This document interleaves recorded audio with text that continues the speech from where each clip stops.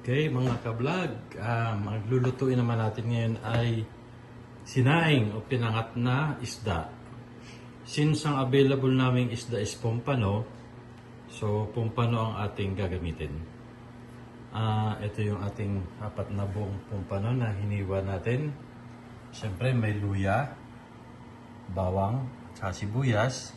At ang pinakaasim natin ay kamyas na tuyo. Tapos syempre kailangan natin lagyan ng twist para matuwa rin ang mga bata. Lalagyan natin ng kaunting karning baboy sa ilalim na may kaunting taba. Para mas malasa yung ating pinangat na pompano. Okay. See you later. Okay. Hello. So ipiprepare natin yung ating pinangat na isda.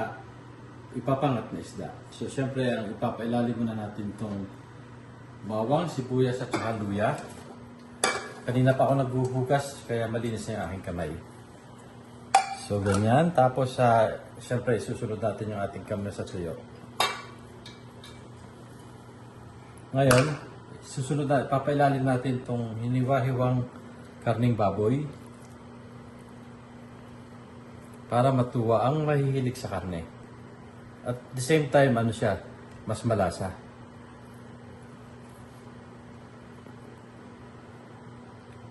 Mas masarap sana ito kung tulingan, kaya lang wala kaming available na tulingan. So, pompano na lang.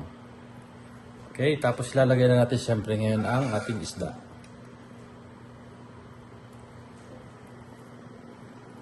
Apat na peraso ito na medyo maganda-ganda naman ang medyo malaki-laki.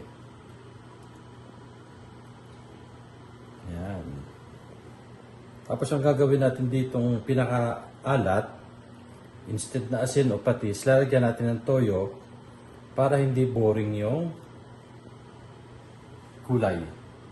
Okay, lagyan natin ng toyo. Tapos ang gagawin natin pampaalat. Sa isdang sinaing, medyo masarap yung medyo maalat. Okay, tapos syempre lalagyan natin ng tubig. Okay, syempre kailangan natin lagyan ng kaunting bay leaves. At siyempre paminta. So, lalagyan na natin ng tubig.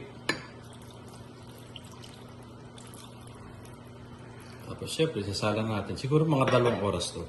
Para magandang luto. Okay.